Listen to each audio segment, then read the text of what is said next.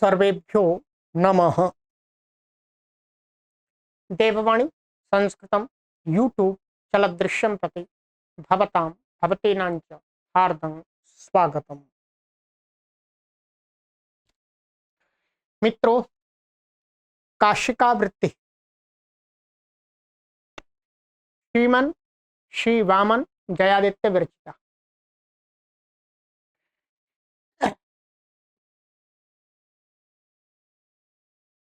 एक अध्याय हमारा पूर्ण हो चुका है और द्वितीय अध्याय आरंभ हो गया है। समास प्रकरण हमारा चल रहा है। यह ग्रंथ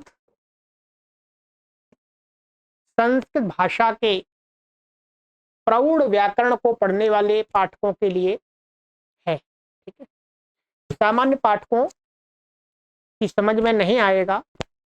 जो व्याकरण के विषय में शंका समाधान लेकर के पढ़ने वाले पाठक हैं, उनके लिए ये सीरीज चलाई जा रही है। ठीक है, इस सप्ताह में हम 4 दिन चलाते हैं, सोमवार, मंगलवार, बुधवार, बृहस्पतिवार। इसके अलावा हमारे और भी जो कोर्स चल रहे हैं, तो आप यदि प्रौढ़ व्याकरण पढ़ना चाहते हैं तो आप इस सीरीज का लाभ लीजिएगा पूरा। सभी के लिए हमारा ये निशुल्क अभियान है और निशुल्क अभियान आप सभी के सहयोग से चलता है। तो आप सभी हमारे इस संस्थान के मासिक सदस्य भी बने। चलिएगा, पुस्तक को ओपन कर लीजिएगा। गत कक्षा में मैंने आपको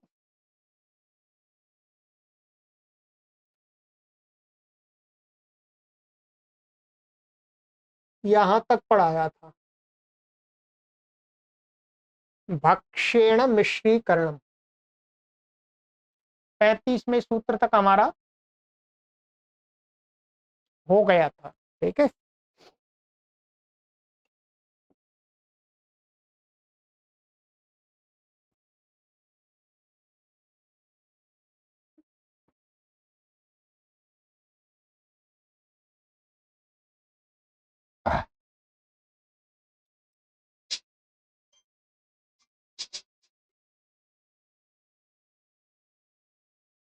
अब है चतुर्थी तत्पुरुष समास।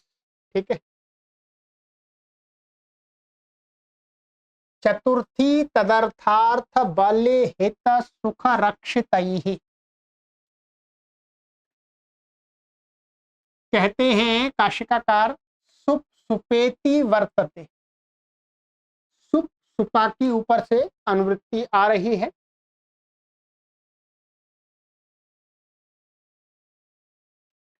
तस्य विशेषण में तत्, उसका ही ये दोनों जो पद हैं, इनके ही विशेषण बनेंगे।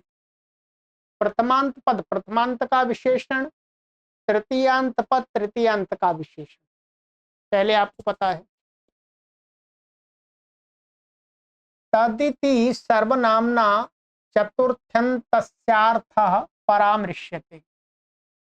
अब यहाँ पर इस बात को ये ओपन कर रहे हैं कि यहाँ पर ये जो तद शब्द है, ये सर्वनाम है। इस सर्वनाम के द्वारा जो कि ये किसको इंगित कर रहा है, किसका परामर्श है, तो कहते हैं ये जो तद सर्वनाम है ये इसको कर रहा है। चतुर्थ्यंतस्य अर्थः परामर्श्यते, माने जो चतुर्थ्यंत पद है वो जिस अर्थ को कहता है, तदवाची शब्द के साथ को इंगित कर रहा है, परामर्श कर रहा है। तो चतुर्थ्यंतस्यार्थः परामर्श्यते। तस्मै इदम तदर्थम। तस्मै इदम माने उसके लिए, उस किसके लिए, माने जो चतुर्थंत पद है उसका अर्थ के लिए होता है। तो तस्मै इदम तदर्थम माने उसके लिए, चतुर्थंत जो पद है उसके लिए जो ये है उसको तदर्थ कहा है। तदर्थ अर्थ बलि हित सुख रक्षित इत्येतैः सह चतुर्थ्यंतम समस्यते तत्पुरुषस्य समासो भवति। महाविभाषा चल रही है तो विकल्प से समास होगा। तदर्थ, अर्थ, बलि, हित, सुख, रक्षित, इन शब्दों के साथ में कोई भी चतुर्थ्यंत पद समास को विकल्प करके प्राप्त होता है और वह तत्पुरुष समास कहलाता है। अब यहां पर विशेष बता रहे हैं, यहां पर भी तदर्थेन प्रकृति विकार भावे समासोऽयम् इष्यते।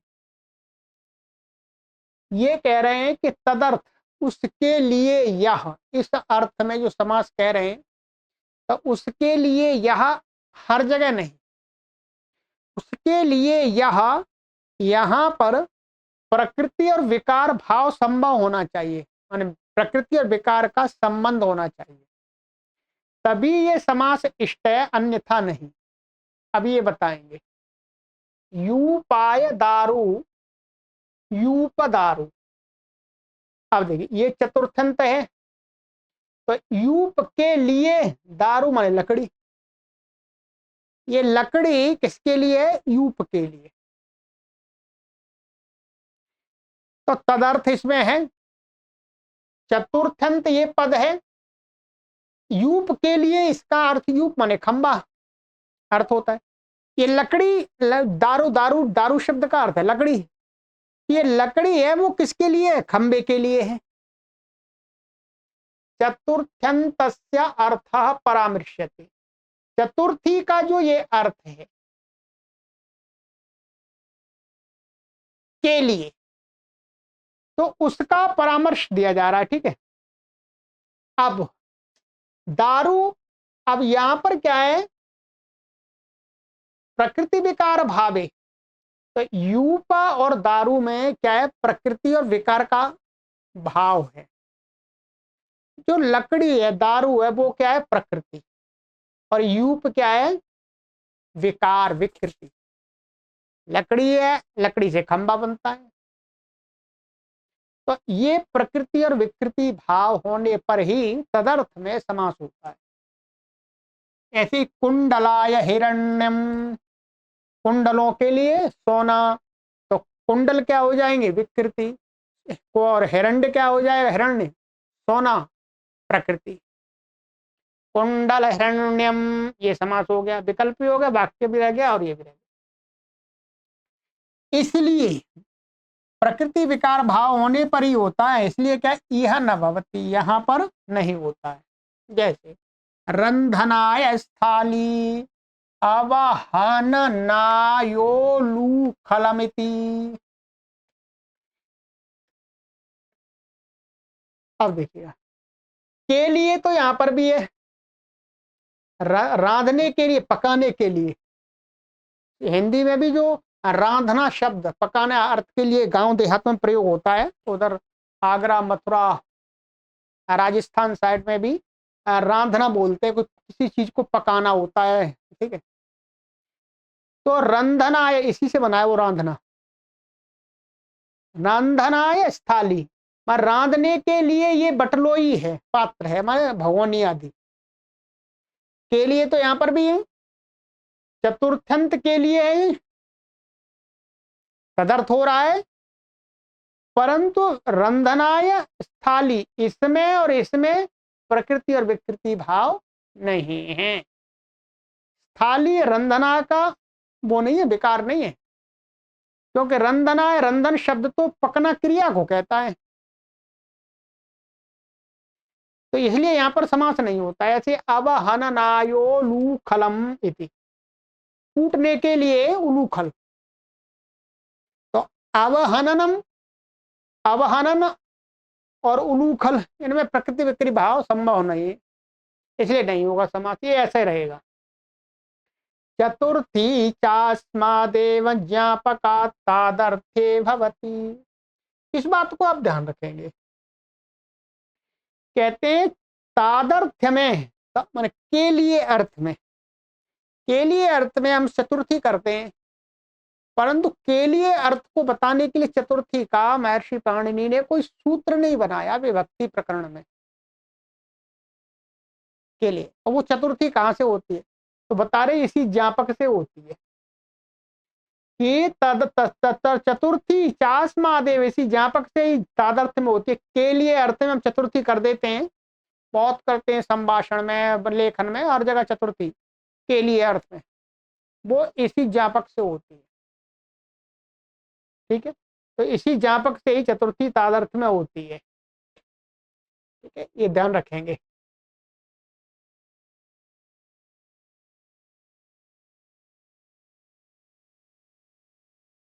अर्थेन नित्य समास वचनम सर्वलिंगता च वक्तव्या, ये वार्तिक है कि जो इसमें अर्थ शब्द पढ़ा है उसके साथ ऐसा कहना चाहिए कि अर्थ शब्द के साथ जो समास होता है वो विकल्प से नहीं होता, नित्य होता है।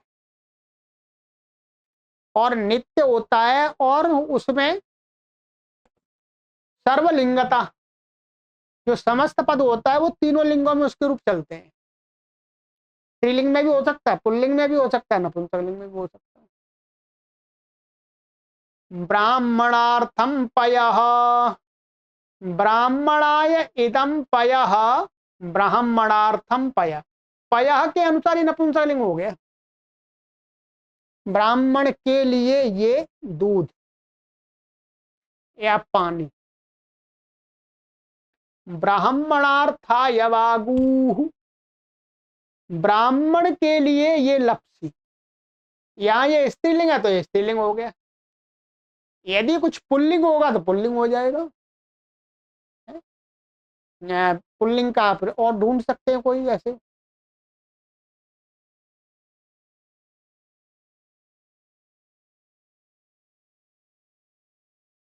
कोई भी पुल्लिंग शब्द आप ढूंढेंगे तो उसका अनुसार अर्थ लग जाएगा। जैसे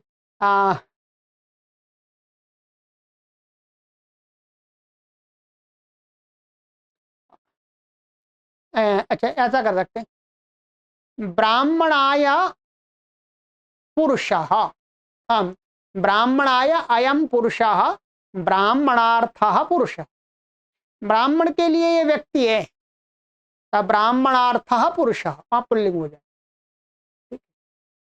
तो कुल मिला के ये कहेंगे, ये जिसको कहता है ना, ये आगे जो प्रयोग करते हैं उसके अकॉर्डिंग इसका लिंग बन जाता है। क्यों कहना पड़ा क्यों इसलिए कहना पड़ा क्योंकि जो अर्थ शब्द है यहाँ पर वो नपुंसक लिंग है, नपुंसक लिंग है। और ये क्या समास है? तत्पुरुष समास है। तत्पुरुष समास होने से क्या हो जाता है? तत्पुरुष समास में परवल लिंगम द्वंद्व तत्पुरुषयो, पर शब्द के समान पूरे समस्त पद का लिंग होता है, चाहे वो किसी को कहे। इसलिए यहां पर ये वार्तिक की आवश्यकता पड़ी कि अर्थेन नित्य समास वचनम सर्वलिंगता च। नित्य तो इसलिए कहना पड़ा विकल्प से है। आई, ये मैंने स्पष्ट कर दिया आपका पूरा।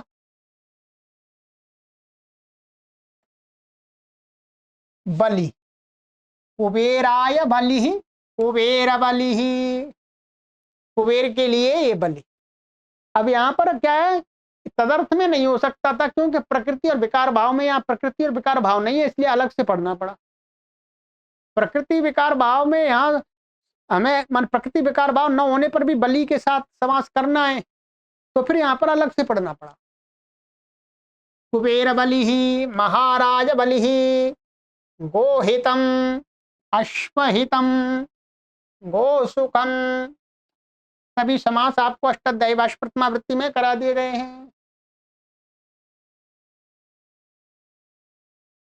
अश्वसुखम, रक्षित का गोरक्षितम, अश्वरक्षितम, गोभ्य रक्षितम गोरक्षितम, अश्वेभ्य रक्षितम अश्वरक्षितम, अश्वों के लिए सुरक्षित स्थान। चलिएगा, ये एक सूत्र है जो चतुर्थी तत्पुरुष समास करता है। अब इसमें तदर्थ से खूब समास आ गए, तदर्थ से, ठीक है, प्राय करके। पंचमी भयेन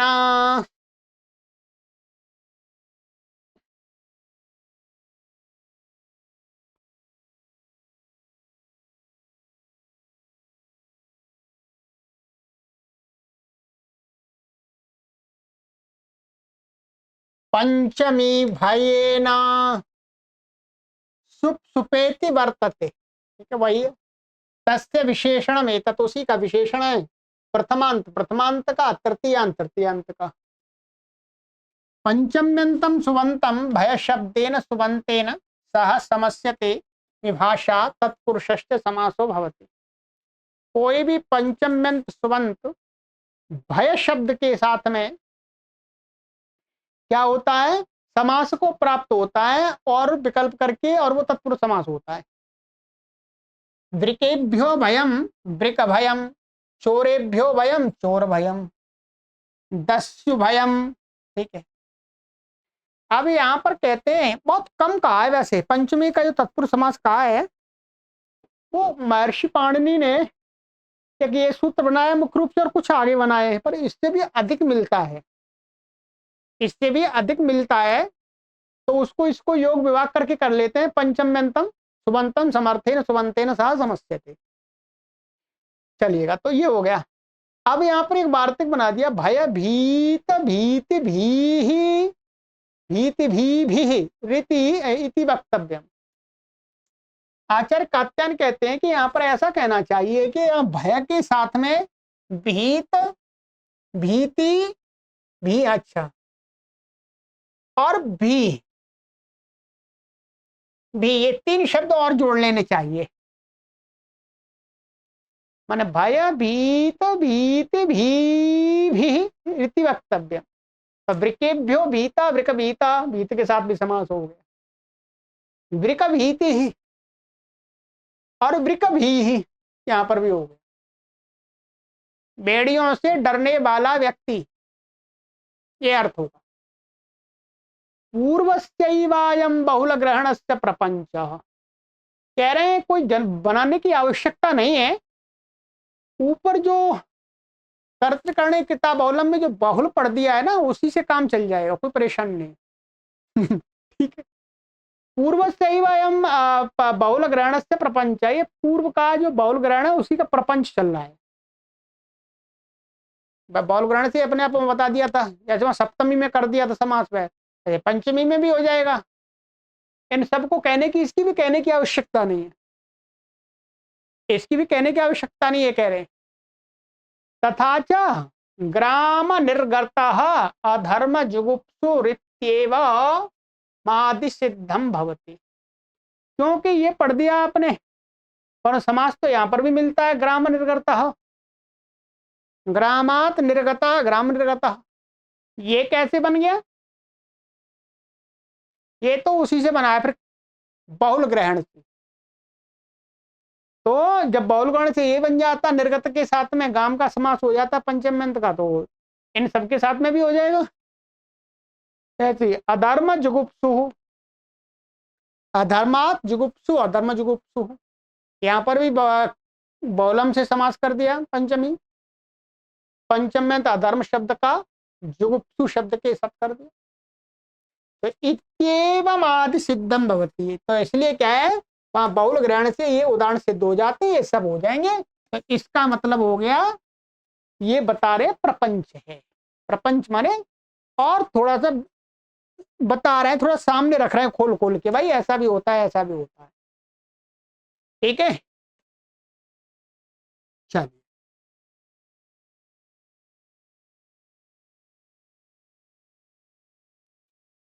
अपेतापोढ़ मुक्त पतित पत्रस्तैरल्पशः, अपेता अपोढ़ मुक्त पतित अपत्रस्त इत्येतैः सह पंचम्यंतम समस्यते तत्पुरुषश्च समासो भवति।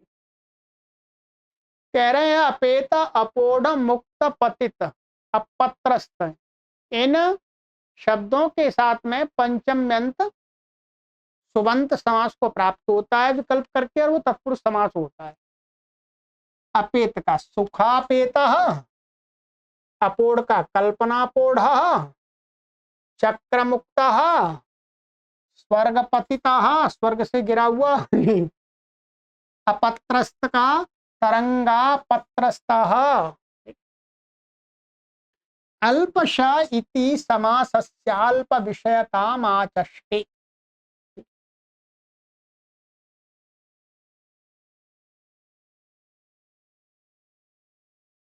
ये कह रहे हैं कि अल्पश जो इसमें पड़ा हुआ है, ये शब्द ये कहता है कि समासस्य अल्पताम अल्प विषयताम आचष्टे, माने ये जो समास होता है इन शब्दों के साथ में पंचम्यंत का, थोड़े से पंचम्यंतों का ही समास होता है, बहुत सारों का, सबका नहीं होता है।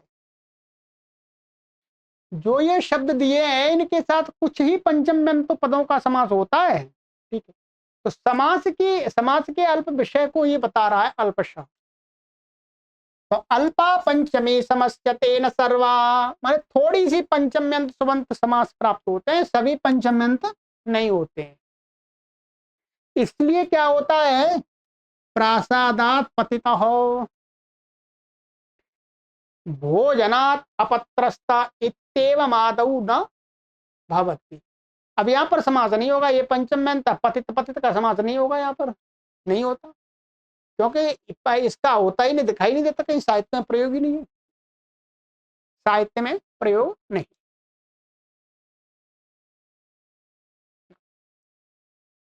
कर्तृकरणे कृता बहुलम इत्यस्यैवायं प्रपंचः।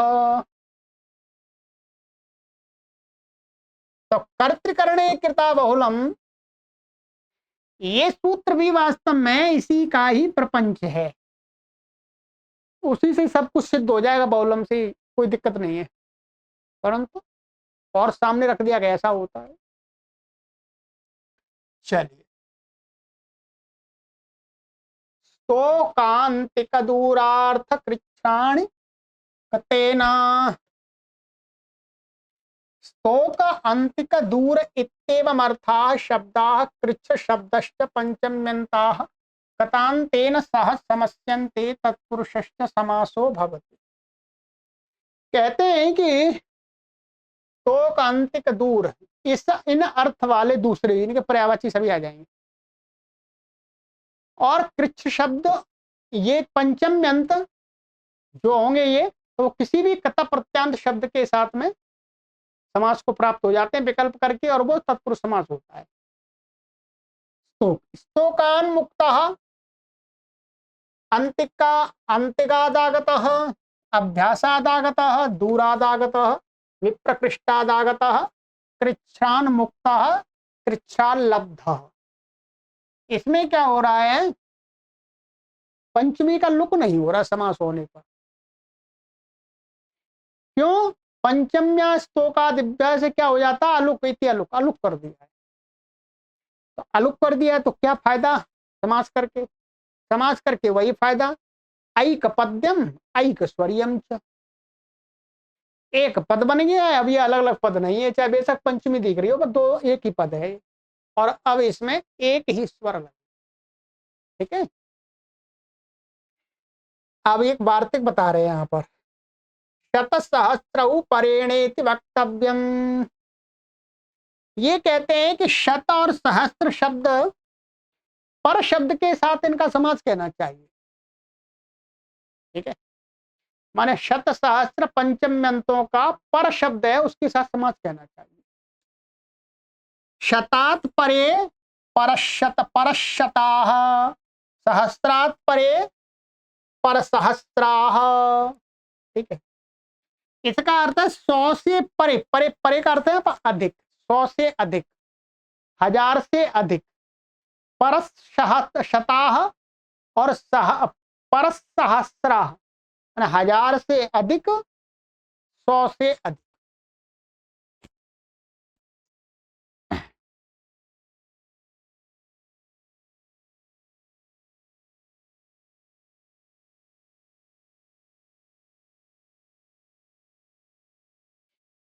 अब कहते हैं यहां पर भाई पर के साथ समास कर रहे हैं आप, तो ये तो प्रथमांत है, ये तृतीयांत है, तो ये तो शब्द पूर्व में आना चाहिए यहां पर है? उपसर्जन संज्ञा तो इसकी होगी ना, प्रथमा निर्दिष्टम समासोपसर्जनम, उपसर्जनम पूर्वम, तो पूर्व में आना चाहिए, तो कहते नहीं राजदंतादित्वात् परनिपात, राजदंतादि गण में मान करके शत और सहस्र का में परनिपात कर लेंगे। अच्छा जी, प्रियस्था कहां से आ गया एक और बीच में तो कहते हैं निपातनात् सुडागम, और निपातन से हम इसमें सुट का आगम कर लेंगे। है क्या, शत शब्द को और सहस्र शब्द को सुट आगम कर लेंगे तो स बन जाएगा, ये संधि होकर के यहाँ तालव्य शकार बन गया, यहाँ पर सही रह गया। तो इस प्रकार से सिद्ध कर लेंगे। ठीक है,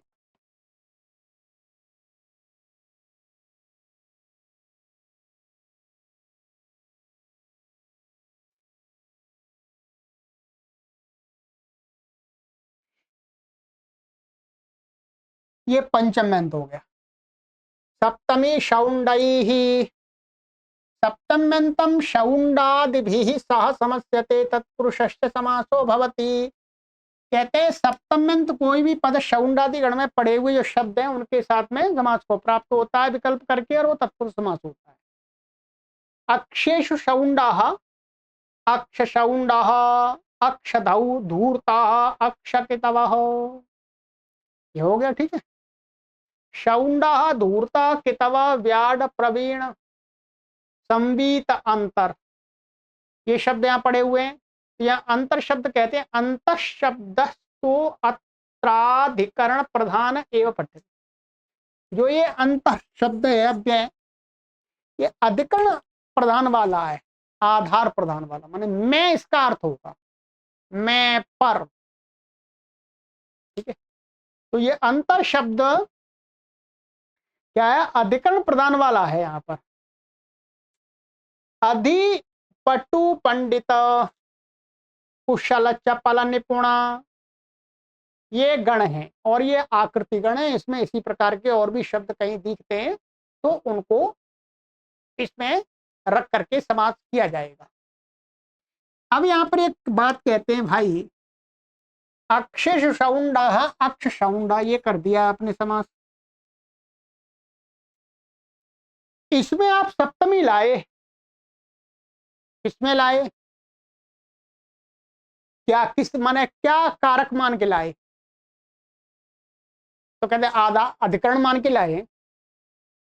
तो कहते हैं अधिकरण मान के लाए, परंतु यहाँ पर तो कोई क्रिया तो है ही नहीं, क्योंकि जो कारक तभी बनता है जब कोई क्रिया हो। यहाँ तो क्रिया का प्रयोग ही नहीं किया आपने, अक्षर शौंड, तो फिर ये अधिकरण कैसे बना, ये किस क्रिया का अधिकरण है?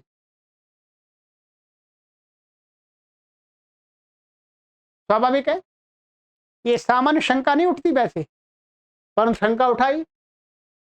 तो कहते हैं वृत्तौ प्रसक्ति क्रियाया अंतर्भावात अक्षादिष्वधिकरणे सप्तमी, क्या है, समास हो गया है इसलिए अक्षौंडा में, तो वृत्ति में प्रसक्ति क्रिया है यहाँ वास्तव में।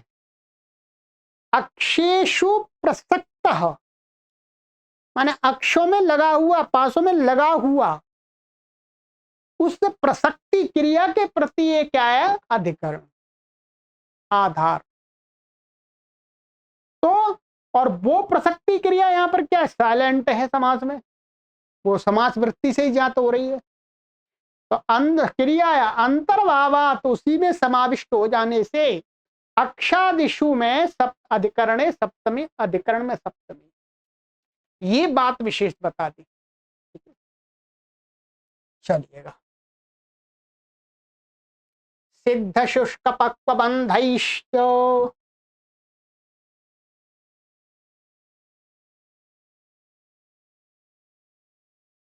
सप्तमीति वर्तते, सिद्ध शुष्का पक्वबंध इत्येतैः स सप्तम्यन्तं समस्यते तत्पुरुषश्च समासो भवति।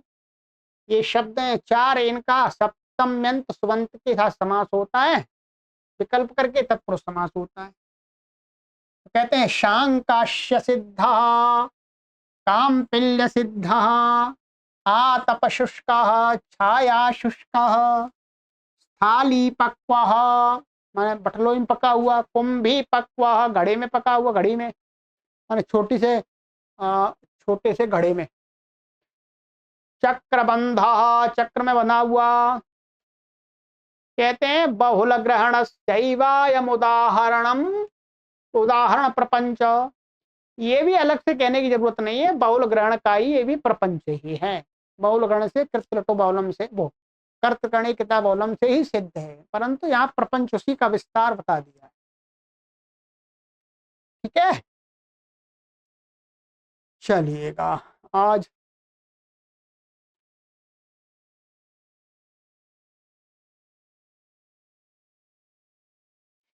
ध्वांक्षेण क्षेपे ध्वांक्षेण इत्यर्थ ग्रहणम। तो कहते हैं ध्वांक्षेण यहाँ पर क्या है, अर्थ का ग्रहण है। ध्वांश का अर्थ होता है कौआ, पर कौआ मैं ध्वांश, ध्वांश शब्द का ग्रहण ना होकर के अर्थ का ग्रहण है। मैंने कौआ को कौआ में काक अर्थ वाले मान ध्वांश के पर्यायवाची का भी ग्रहण हो जाएगा। ध्वांश वाचिना सुबंतेन सह सप्तम अंतम सुबंतम समस्यते तत्पुरुषश्च समासो भवति क्षेपे गम्यमाने। कहते हैं ध्वांशवाची सुबंत के साथ में सप्तम्यंत सुबंत समास को प्राप्त होता है, विकल्प में और तत्पुरुष समास होता है। नहीं, ये नित्य होगा समास, क्योंकि यहाँ पर क्षेपे गम्यमाने, क्षेपे गम्यमाने, तो क्षेप निंदा तभी गम्यमान होगी जब समास होगा, बिना समास को होगी नहीं।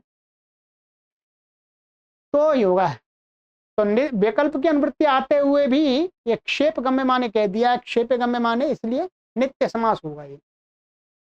तीर्थे ध्वांश एव तीर्थ ध्वांश, तो निंदा क्या है, तीर्थ में कौए के समान। कौआ क्या होता है, कौआ एक जगह नहीं बैठता, कभी यहां बैठता है कभी दूसरी जगह बैठता है, ठीक है, स्थायी नहीं होता, थोड़े अधिक समय नहीं बैठता।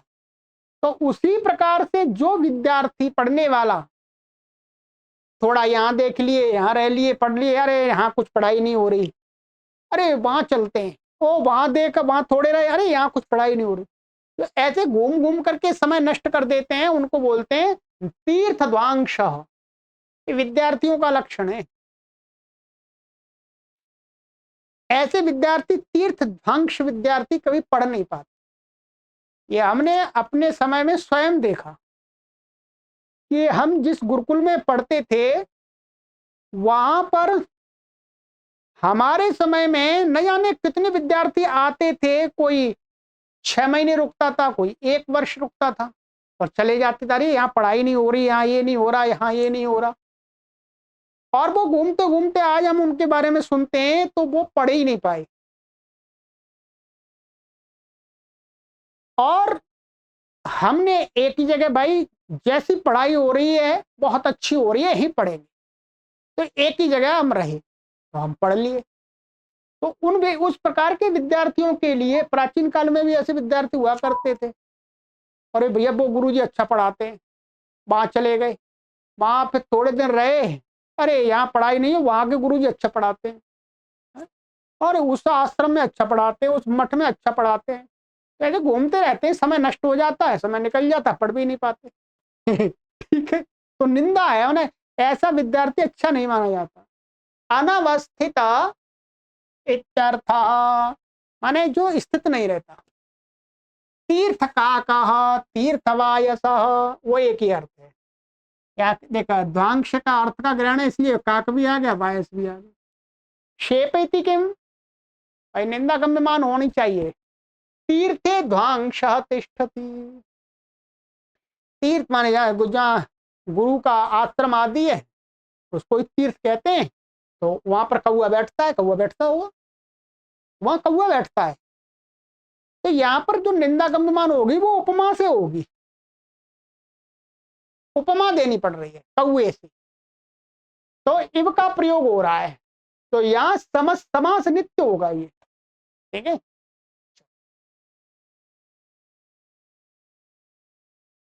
तो आप भी ऐसे ही विद्यार्थी ना बने, आप इस चैनल से जुड़ गए हैं तो आप निरंतर पढ़ते रहें, निरंतर पढ़ते रहें, मेरा आपसे इतना ही निवेदन है, आप ऐसा ना विचार करें अरे यहाँ तो ठीक नहीं पढ़ाई हो रही, उस चैनल पर चलते हैं, उस चैनल पर चलते हैं।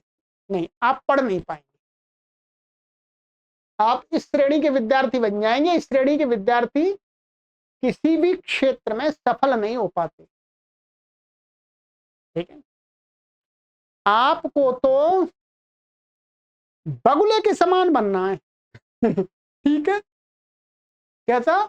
बगुले के समान। ऐसे बगुला अपने लक्ष्य पर एकदम टकटकी लगा के बैठा रहता है जब तक वो उसको पकड़ नहीं लेता। चल,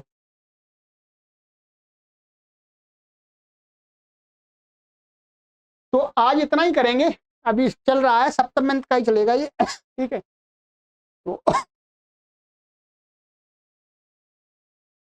तो इतना ही करते हैं, चलिए ठीक, आज यही विराम देते हैं तीर स्वांग शाह पर। ठीक है, चलो।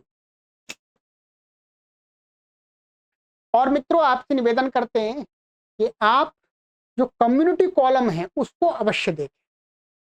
कम्युनिटी कॉलम में हम आपको बहुत कुछ सीखने के लिए पोस्ट करते हैं प्रतिदिन।